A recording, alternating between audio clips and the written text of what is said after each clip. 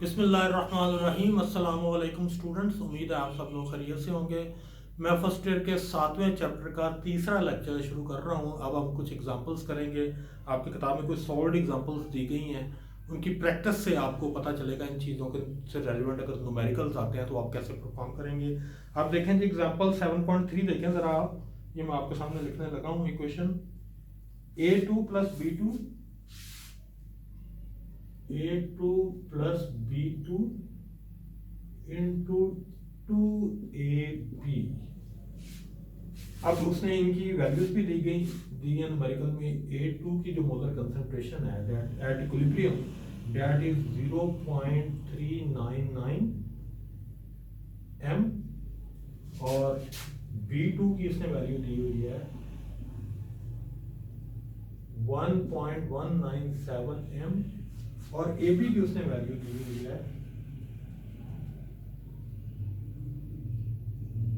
0.203 m।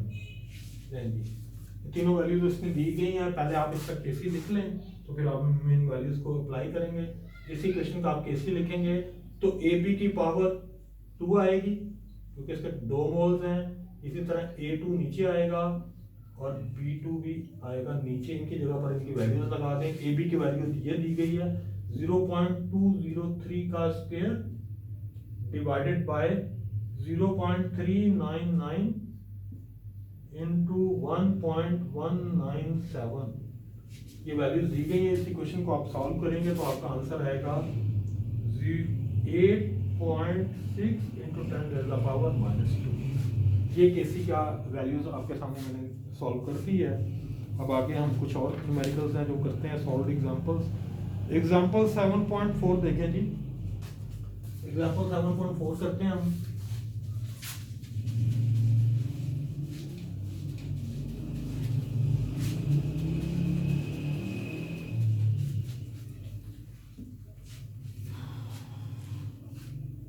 Following reactions were studied at 25 degree centigrade. Calculate its Kp and Kc। तो ये gases वाला है, तो इसका पार्शियल प्रेशर उसने दिया होगा 2NO plus Cl2 into 2NOCl। अब देखें जी, उसने प्रेशर दिए हुए हैं। NOCl का है PNOCl, ये वैल्यू उसने दी हुई है 1.2 atm, और PNO ये उसने दिया हुआ है 5.0 इंटू 10⁻², 5.0 इंटू 10⁻², और PCl2 उसने दिया हुआ है 3 इंटू 10⁻⁻1, 3 इंटू 10⁻⁻1 atm। लेकिन ये सारी वैल्यूज इसकी दे दी गई हैं। आप इनके पार्शियल प्रेशर्स वगैरह जो है वो जरा लिख लें, केपी की शक्ल में से लिख लें, क्योंकि पहले हम केपी ड्राइव करेंगे, केपी से हम केसी ड्राइव करेंगे। तो एक प्रोडक्ट है आपकी और 2 रिएक्टेंट आपके। ये पी है आपका NOCl, इसकी पावर 2 आएगी, NO की पावर भी 2 आएगी, और Cl2 की पावर जो है वो 1 है। ठीक है, अब आप इनकी जगह पर इनकी वैल्यूज लिख लें, ये आपके सामने लिखी हुई हैं। 1.2 का स्क्वायर डिवाइडेड बाय 5 इंटू 10⁻², इसका भी स्क्वायर है, और 3 इंटू 10⁻⁻1। ठीक है जी। इसे जब हम सॉल्व करेंगे तो आपका आंसर आएगा 1.92 इंटू 10⁻⁻3। ठीक है जी। ये आपका सॉरी ये +3 है। अब ये आपने केपी निकाल लिया, केपी से हम केसी निकाल सकते हैं। आपने क्वेश्चन पढ़ी हुई है KP is equal to KC RT delta N. Delta N आपको पता है नंबर ऑफ मोल्स और product minus number of moles of reactant है, तो इसका आंसर -1 आएगा, क्योंकि प्रोडक्ट के आपको 2 मोल नजर आ रहे हैं, रिएक्टेंट के 3 नजर आ रहे हैं, 2 NO के और 1 Cl का।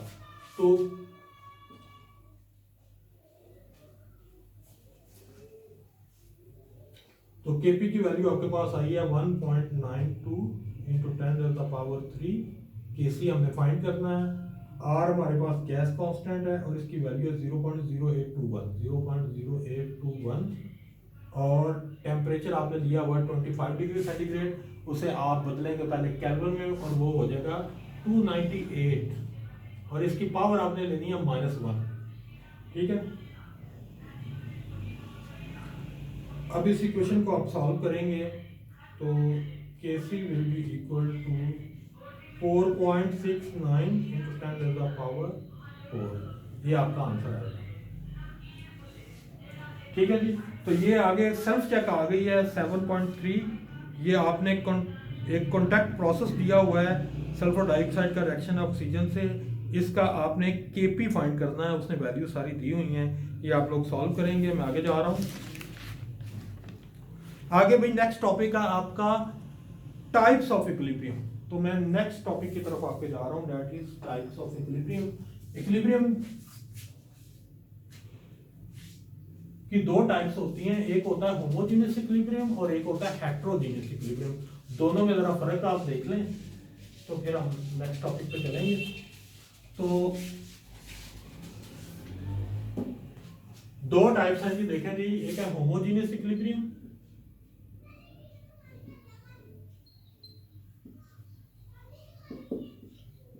होमोजेनियस के लफ्ज से आपको पता चल रहा है, होमो का मतलब होता है एक जैसे। अगर रिएक्टेंट और प्रोडक्ट की फिजिकल स्टेट या फेज सेम हो तो ऐसे इक्विलिब्रियम को हम कहते हैं होमोजेनियस इक्विलिब्रियम। बस अगर रिएक्टेंट भी गैसेस हैं और प्रोडक्ट भी गैसेस हैं तो ये एग्जांपल होगी होमोजेनियस इक्विलिब्रियम की। इसकी हम एग्जांपल कर सकते हैं N2 + 3H2 × 2NH3। इस एग्जांपल में नाइट्रोजन भी गैस है, हाइड्रोजन भी गैस है और अमोनिया भी गैस है। तो अगर रिएक्टेंट और प्रोडक्ट की फिजिकल स्टेट या फेज सेम हो तो इस ऐसे इक्विलिब्रियम को हम कहते हैं होमोजेनियस इक्विलिब्रियम। अब दूसरा है हेटेरोजेनियस इक्विलिब्रियम।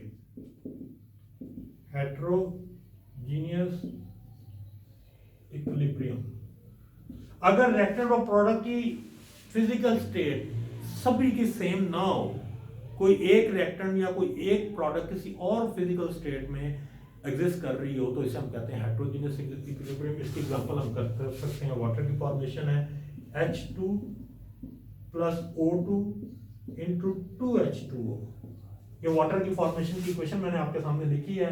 इसमें आपको पता हाइड्रोजन गैस है, ऑक्सीजन भी गैस है, लेकिन वाटर लिक्विड है।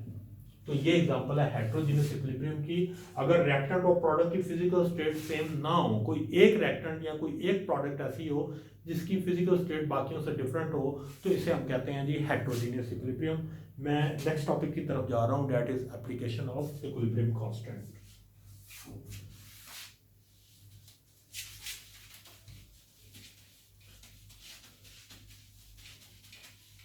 इक्विलिब्रियम कांस्टेंट की मेजरली 3 एप्लीकेशंस हैं। इससे हम 3 जगहों पे अप्लाई कर सकते हैं। इसके 3 यूजफुल हमें फायदे हैं। एप्लीकेशंस ऑफ इक्विलिब्रियम कांस्टेंट, पहला इसकी एप्लीकेशन ये है कि इससे हमें रिएक्शन की डायरेक्शन का पता चल जाता है। पहला जी डायरेक्शन ऑफ रिएक्शन।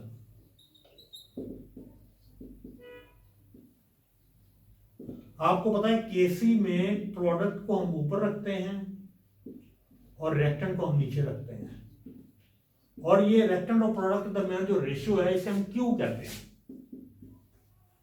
अगर क्यू की वैल्यू केसी से बड़ी आ रही है तो इसका मतलब है कि रिएक्शन वेसल में प्रोडक्ट जो है वो रिएक्टेंट से ज्यादा हैं केसी के लिहाज से। तो रिएक्शन रिवर्स डायरेक्शन में चलेगा ताकि प्रोडक्ट के अमाउंट कम हो और रिएक्टेंट के अमाउंट बढ़े और क्यू जो है वो केसी के बराबर हो जाएगी। 3 पॉसिबिलिटीज हैं आपके सामने।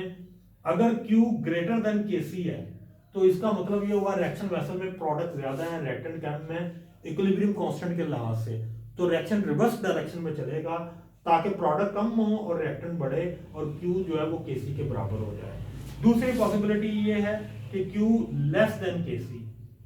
अगर क्यू छोटा है केसी से तो इसका मतलब है रिएक्शन वेसल के अंदर प्रोडक्ट कम है और रिएक्टेंट ज्यादा है, तो रिएक्शन फॉरवर्ड डायरेक्शन में चलेगा ताकि प्रोडक्ट के अमाउंट बढ़े, रिएक्टेंट के अमाउंट कम हो और केसी अचीव हो जाए। अगर क्यू की वैल्यू केसी के बराबर है तो इसका मतलब ये होगा कि reaction already at equilibrium, reaction पहले ही इक्विलिब्रियम के ऊपर मौजूद है। तो ये तीनों पॉसिबिलिटीज आपके सामने हैं।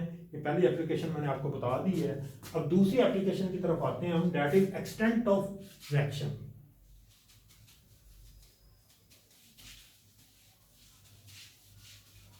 यानी रिएक्शन किस हद तक मुकम्मल होता है ये भी हमें पता चल जाता है केसी की वैल्यू से, एक्सटेंट ऑफ रिएक्शन।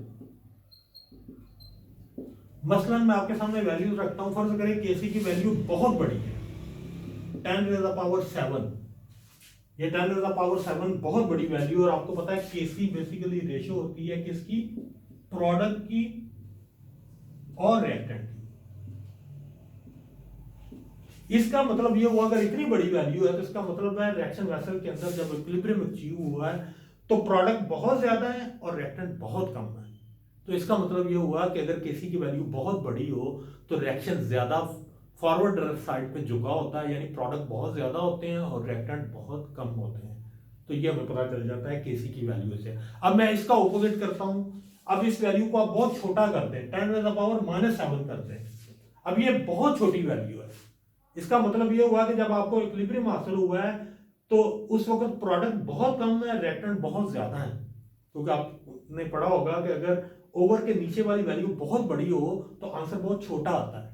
तो इसका मतलब ये हुआ कि जब हमें इक्विलिब्रियम अचीव हुआ है तो रिएक्शन वेसल के अंदर मेनली रिएक्टेंट मौजूद है, प्रोडक्ट बहुत कम मौजूद है।